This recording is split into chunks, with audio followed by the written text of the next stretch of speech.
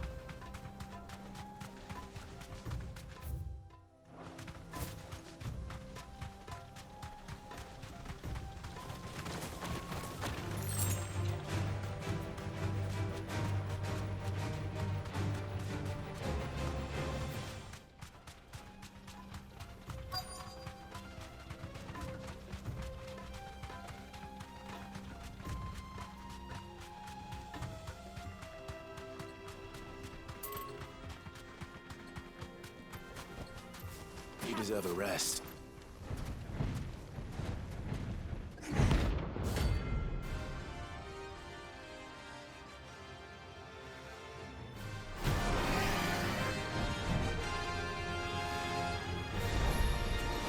Well, Clive, looks like you're gonna need an even bigger sword.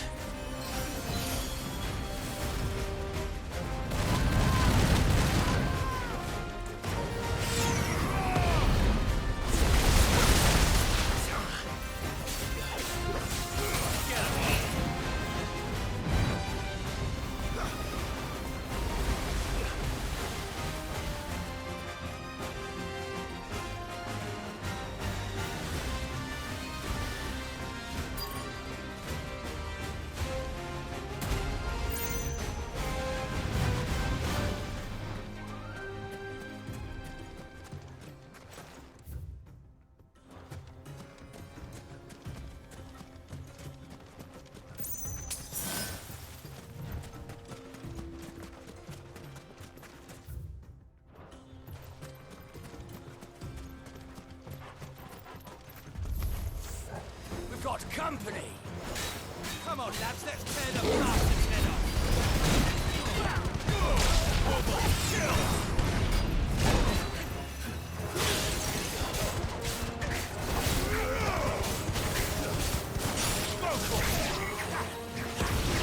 This one.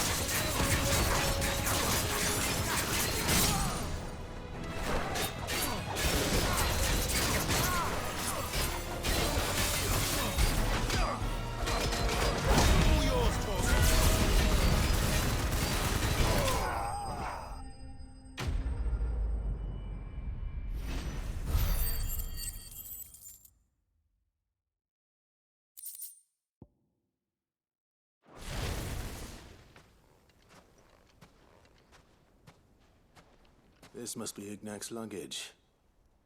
Nothing seems to be damaged. All right. Let's get it back to Dalamil.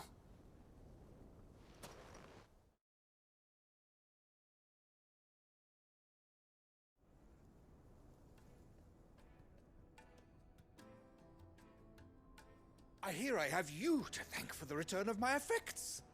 What shall I call you, my good man? Wyvern. Glad to make your acquaintance. A formidable name indeed. Well, Wyvern, I appear to be in your debt. Redeem here tells me you wished for an audience. Is that all? A few moments of your time should suffice, yes. You're a peculiar fellow, Wyvern. All right, speak. Master Wyvern was wondering if you could tell him about a certain single-edged sword you recently acquired. Oh, a true work of art, that one. Karen drove me hard on the price, but I would have sold her Radim here to get my hands on that sword. It was made in the Outer Isles, far beyond the Twins, and is used exclusively by the practitioners of a unique school of swordsmanship. They believe no combat should ever exceed a single strike, and hone their blades to such perfection that none ever does. Each sword is made for that one perfect stroke, and for that stroke only. They crack upon a second blow. There's a brutal sort of beauty to it, really. But how do they hone such an edge? Fine question. Why, they use a whetstone, of course. Whetstones, rather. A whole array of them, ranging from the coarse to the fine. 10,000 licks with the sharpening stone, then 10,000 more. But it is the final stone which lends the blade its legendary sharpness. A mineral quite foreign to this great realm of ours. And that is the key. The secret ingredient. Wyvern, it occurs to me that my little lecture is hardly equal to services rendered. Take this, together with my regards. The very stone of which I spoke, far rarer among collectors than even the blade itself, and a far more fitting payment. Thank you. Pardon the intrusion, my lordship. However, it is long past time we prepared ourselves to depart. So it is. I am locked in bitter competition with a rival collector of curiosities. I am one step ahead of the unscrupulous scoundrel, but he is hard at my heels. Are there many other collectors out there? Too many to count, but only one do I consider my nemesis. Lord Byron Rosfield, and is a perennial thorn in my side. I can imagine. Farewell, Wyvern, may our paths cross again. Radim, we mustn't dawdle.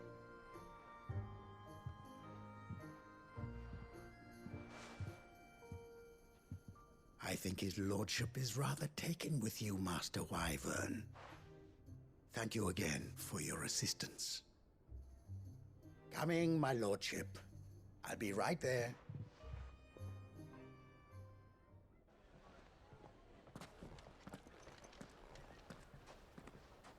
Trust Uncle Byron to find such an interesting rival.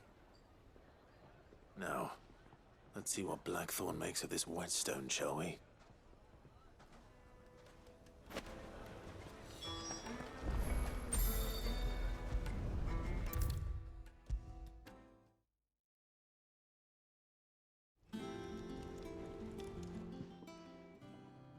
Sorry for the wait, but hopefully you'll agree it was worth it.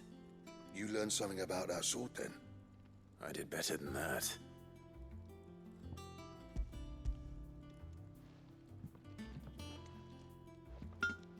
A whetstone?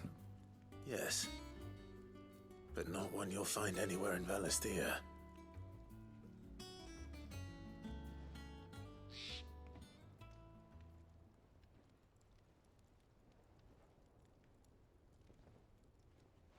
No wonder I couldn't get the same finish on the grinding wheel. One hit and all done, eh? Might not be so bad if all you ever fought were duels. But good luck on the battlefield. Your second opponent would be your last, no matter how good you were. Even so, is there Some way it could be used to give the curse breakers an edge? I think so, yeah. With this whetstone and the right kind of steel, I could probably even make a twin of the blade that rattled me. But there'd be no replacing this little rock once I worn it down to a sliver. I reckon we get a dozen swords from it, if that. Swords that the curse breakers wouldn't know how to wield properly, and that would see them through a single fire piece. Nah, no point trying to copy that thing. Be about as much use as a wax anvil. But finishing our blades with a whetstone this fine, now that's something to consider. And what's finer than fallen masonry, eh? Or more hard-wearing, for that matter. Just imagine it. Good Valisthian steel with an edge as sharp as any found in the Outer Isles. I won't make a copy, nah. I'll make something much better. I'm sure the curse breakers will be delighted. Just don't push yourself too hard. Don't you worry about me, Sunshine. I've been working day and night since I was half your age, and I'll still be here when you're long gone. Hey, thanks, Clive. I mean it. I owe you one, August too. It's good to know someone's looking out for me. He'll be happy to hear you said that. And I'll see that my debt to you's paid. First new blade I make's got your name on it. You come and find me when you've got the materials. All right. I will.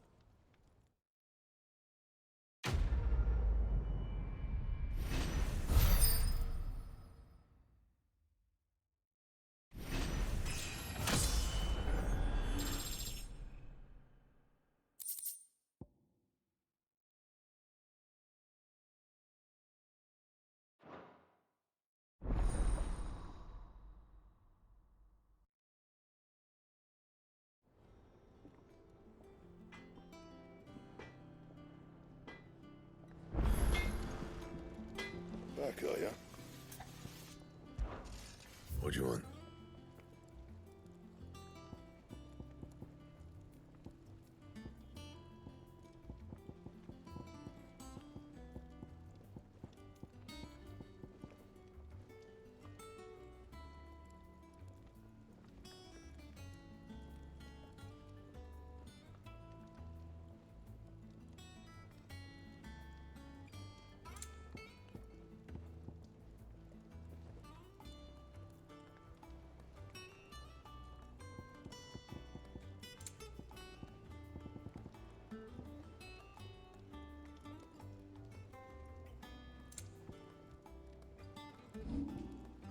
And?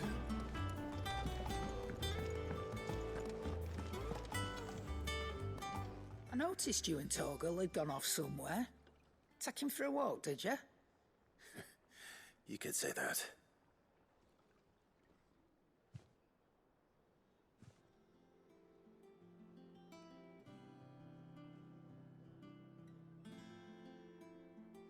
So, Molly's leftovers weren't good enough, eh?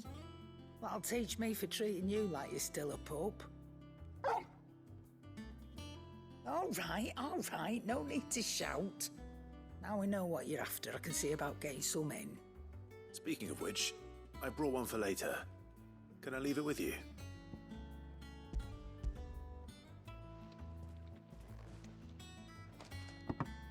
You can, eh? I'm nice like that. In return, you can thank Tomes for me. The bloody know-it-all. I was just on my way to see him.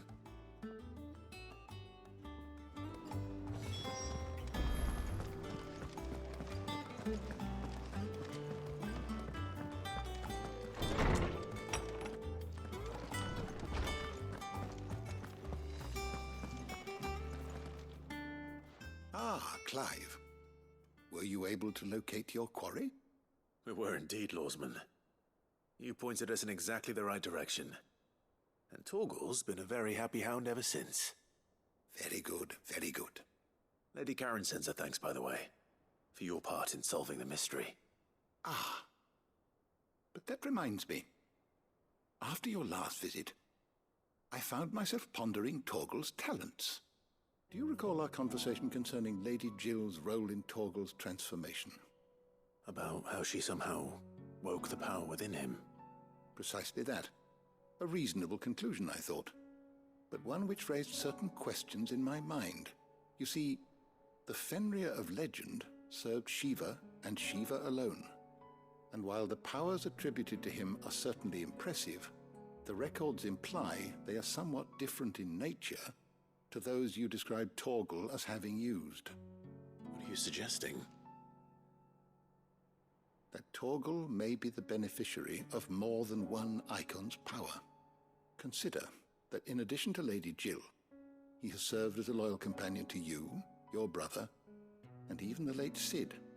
In short, the icons hitherto near at hand, or should I say at paw, have been diverse and plenty, and that number has only grown as the realm's dominance have fallen to your sword. One can but speculate as to how all of this has affected Torgal. He has seemed more fierce of late.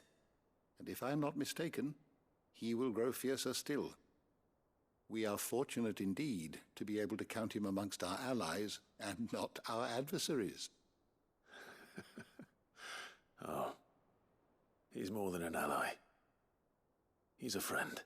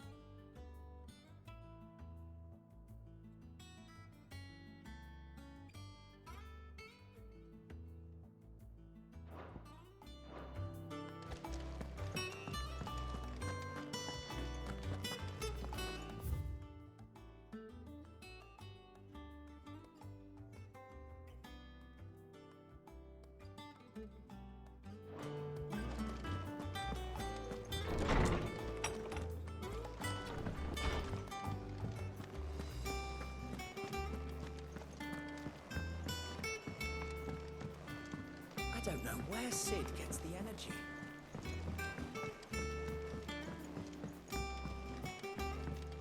Mid told me she was building a ship.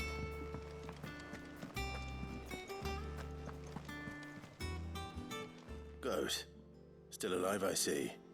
So Lady Karen accepted the ruby. Ah, about that. I tried my best, but she was just too stubborn to take it. She threw it right back in my face, in fact, and told me I could stick my stupid stone where the sun don't shine. Karen refused payment. I hope it wasn't something I said. I'm sure you were as tactful as ever. Let me see what I can do. Oh, wonderful. I hope you have better luck than I did.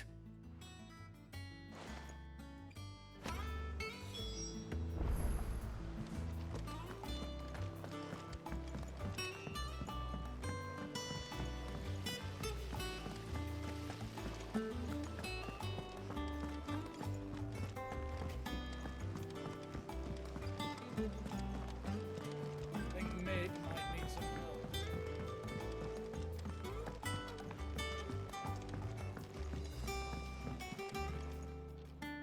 All right there, Cid? How's that hunt for the bomb ash going? I have it here.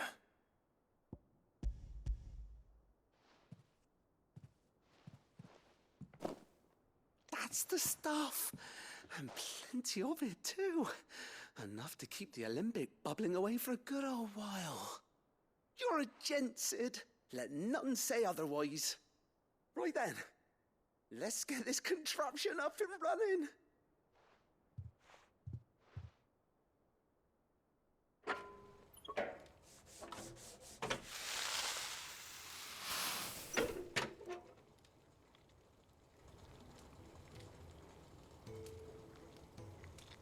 There we have it. The Telemon Malembic. And it works just like the chief said it would. Very impressive. Says the man who cut down a burning boulder. Speaking of which, I still haven't returned the favor. There's no need. The good it will do for the hideaway is reward enough. Don't be silly. Why don't you let me take a look at that bag of yours? The one you keep your potions in. Reckon I could work some magic on that, huh? What kind of magic? Well, we happen to have isolated a substance in our test run of the Alembic that I reckon will make even the toughest lever supple as anything. Thought we might use it to breathe new life into old boots and the like. Save the hideaway a few gil. Ah, I reckon if we slap a bit on your bag, it'll loosen it up enough for you to squeeze in a bottle or two more. Well, it can't hurt to try, I suppose. That's the spirit. Leave it with me. I'll only be a mo.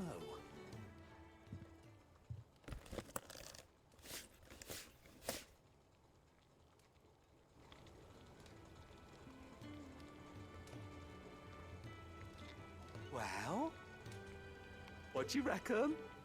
It certainly feels more flexible. Right? Told you. Thank you. I think. No. Thank you for supporting Mid and the rest of us in our endeavors. Without you, we'd never have been able to discover wonders like that stuff I rubbed on your bag. And I'm telling you, there's plenty more where that came from.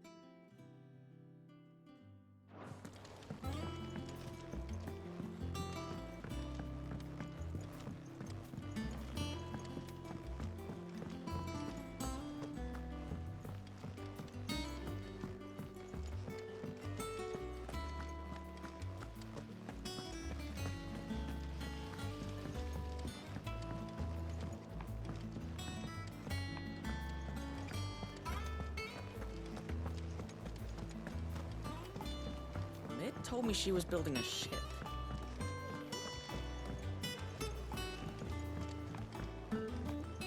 I don't know where Sid gets the energy.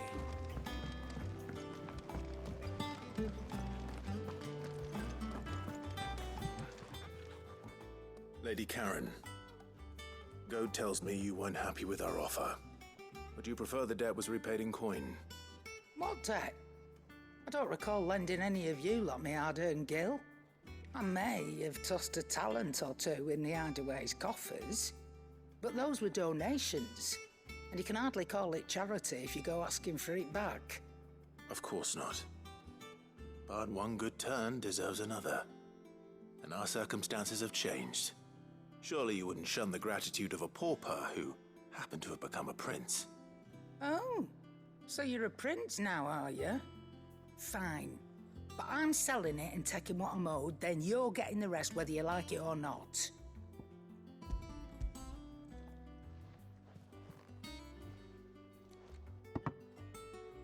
Where'd you even get this? A decent trader might nab 1,000 talents for a star ruby. A canny one, meanwhile, might claim it were nicked from the belt of Sid the Outlaw himself and ask twice as much. Might be I already have a buyer in mind. Might be you even know her. A fine continental maid whose beauty's only eclipsed by a guile in commerce. You wouldn't mind, would you? Not at all. Just be sure to tell her that it's always a pleasure doing business.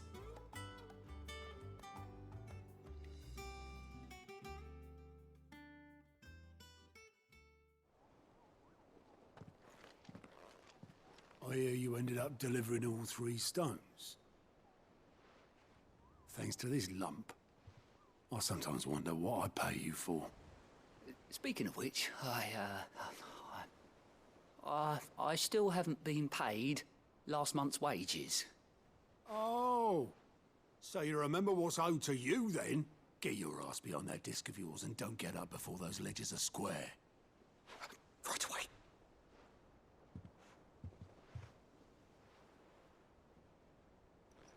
I've seen that before. You have, yeah. Plenty of times. It was the only goblet Sid ever used. Either out of habit, or because the filthy sod couldn't be bothered to find a clean one. I knew so little about him. Like most people. Martha and the Dame both seem to have fond memories of him. I bet they do. How long did you know Sid before he... Before he died. 20 summers, give or take. Back in the day, I was a purser on a trade ship, which is where I met him. He bought passage to... I forget where.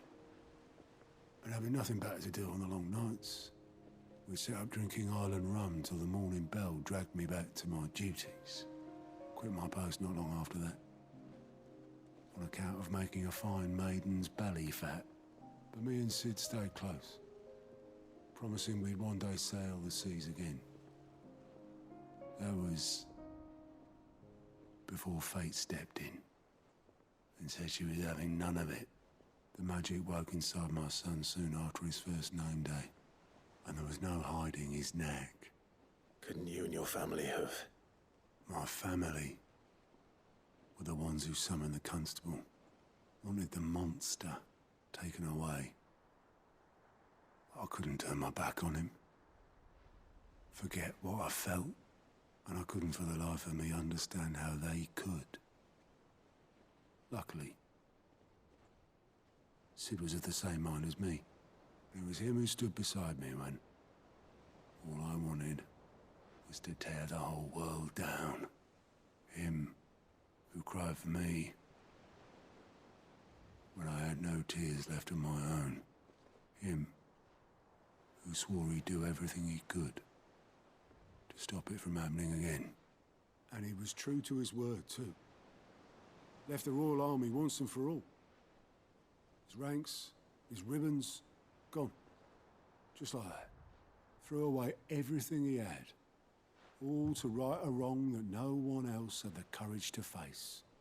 I knew then I'd follow that man to the ends of the earth.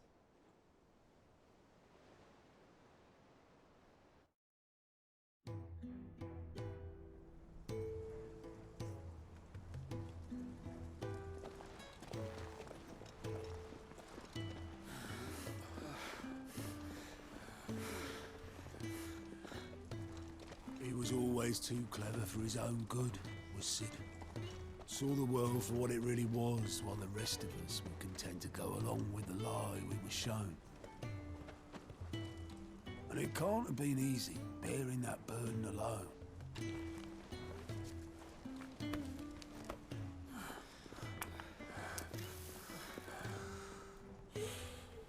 But he didn't let it stop him. He never lost faith in what he believed was right. And that gave us faith in him. Faith he'd steer us true. So I swore to myself that I'd always be right behind him, ready to catch the stubborn sod, if ever he should fall.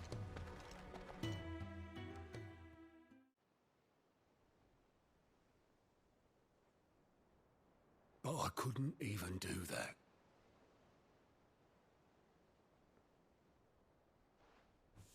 Ignore me. Just the ramblings of a tired old man.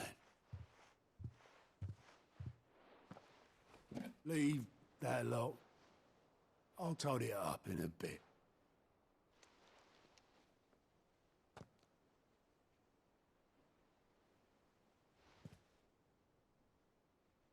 This is Sid's handwriting.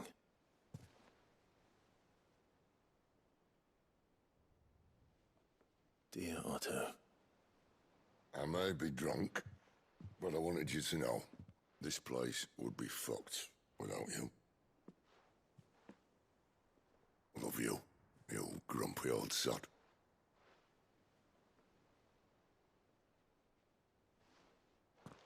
This note. What about it? Sid was right. Without you, we'd all be lost.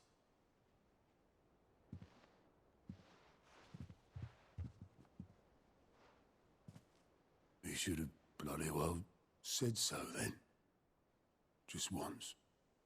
Before he went. But then, why would he? Him, or anyone? I'd only have told him to piss off.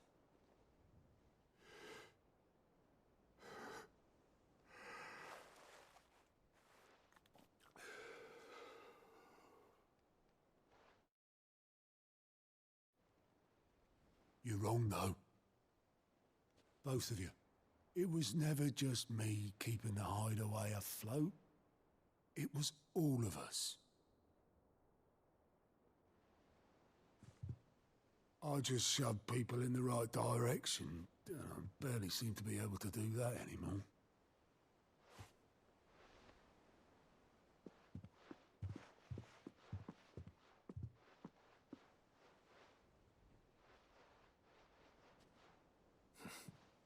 Would you rather go at the helm? Well, maybe I've got a few more years left in me. I'm going to hold you to that, Otto. Before you go, Sid would have wanted you to have this. But that's... This'll do me just fine.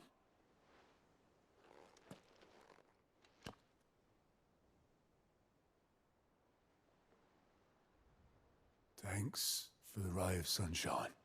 I'll see if I can't pay you back. Already have.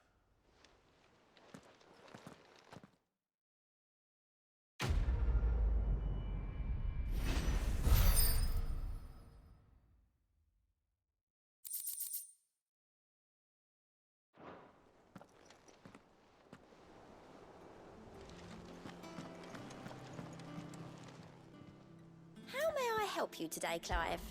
Is everything we've received and everything promised? Here you are. Come again. I may have more for you. Mid told me she was building a ship.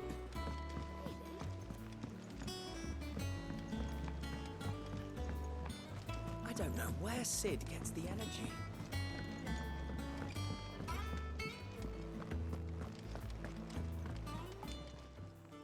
Well, don't just stand there gawping. Go on, then.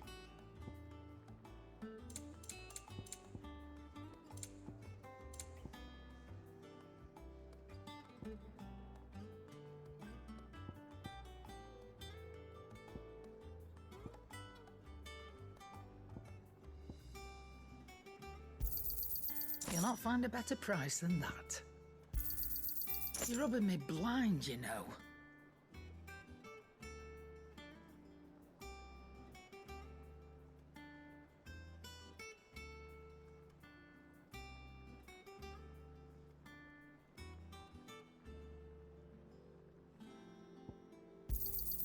It'd better all be here. You'll not find a better price than that. You're rubbing me blind, you know.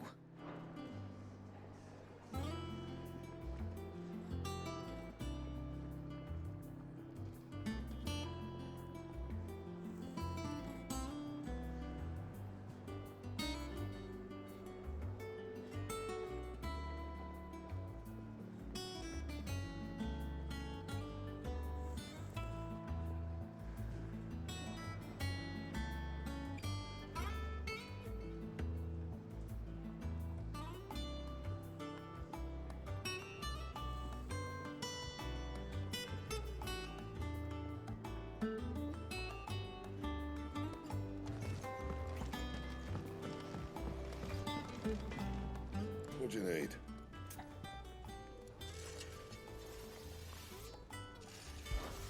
So, what'll it be?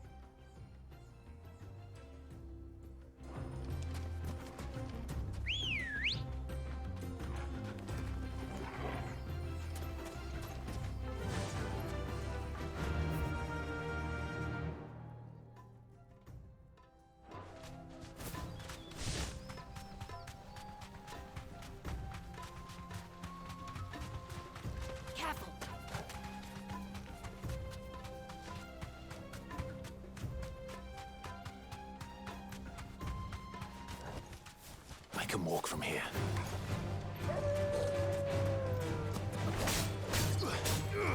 Get him! This way!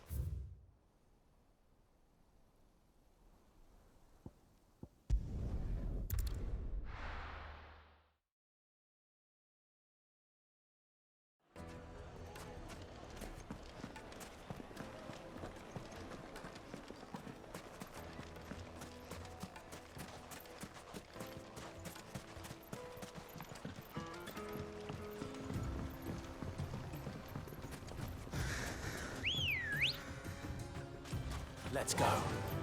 Yeah!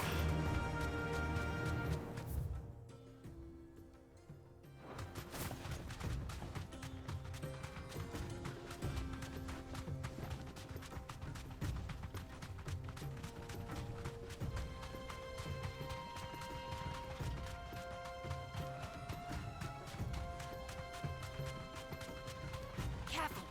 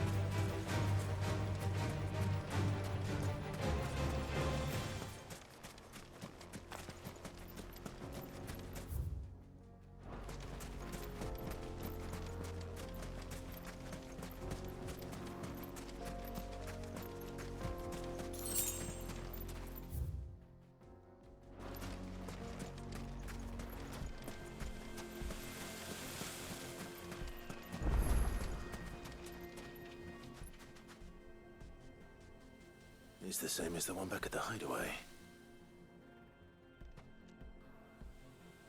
Doesn't seem to be working, though.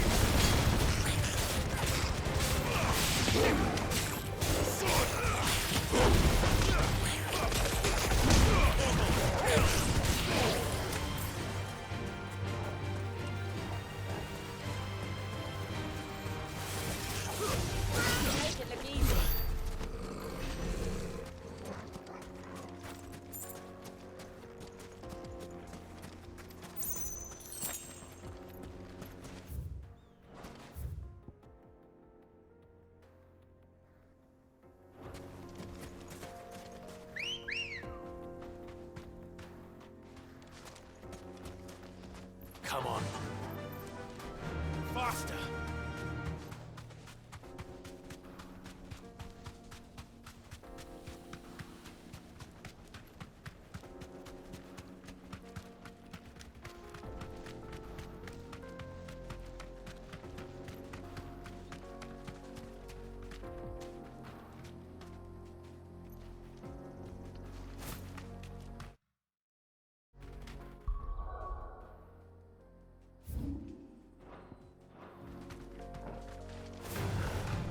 Mistakes.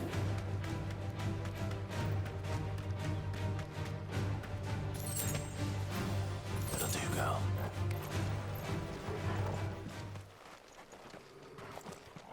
This must have been a fishing village before everyone left.